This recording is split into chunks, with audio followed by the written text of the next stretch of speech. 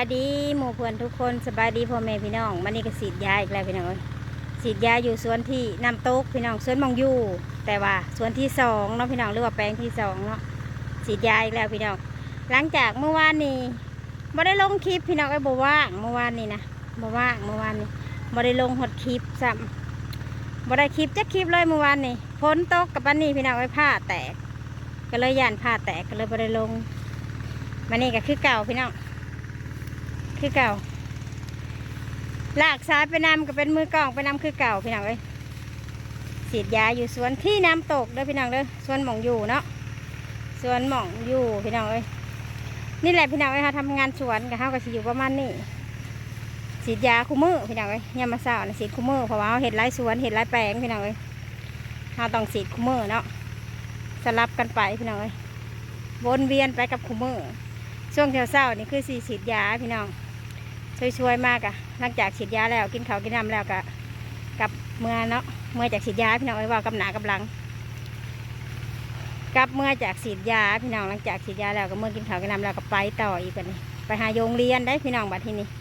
หลังจากฉีดยาแล้วเนาะช่วงเช้าไปสิคือเขาฉีดยาพี่น้องเอ้ยนี่แหละทำงานสวนก็สิอยู่ประมาณนี้มึงได้ใช้เบิ่งก็ได้แบบนี่แหละพี่น้องเขาทำงานสวนก็สิอยู่ประมาณนี้เนาะตอนเช้าคือฉีดยาพ่นยาพี่น้องเอ้ย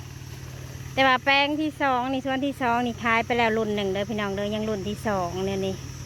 ยังรุ่นที่สองก็รุ่นที่สามพี่น้องมีสามรุ่นส่วนนี้นะ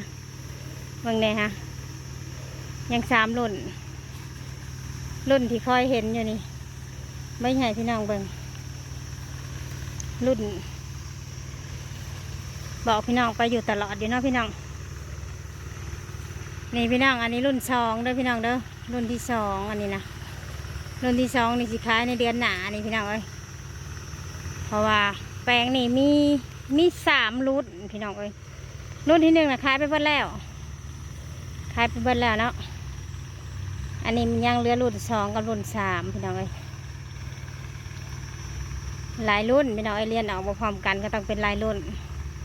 เอารุ่นใดก็เอารุ่นนั่นพี่น้องเอ้ย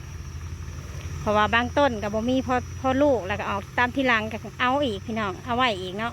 ก็เลยเป็นสามรุ่นเนาะเลยเป็นสามรุ่นนี่แหละพี่น้องเอ้ยทำงานสวนอาชีพหลักๆของเฮาเนาะก็สิอยู่ประมาณนี้เฮาต้องฉีดยาพ่นยาคู่มือได้พี่น้องเอ้ยช่วงนี้แห้งหมากทุเรียนกำลังใหญ่ราคาก็เริ่มขึ้นมาแล้ว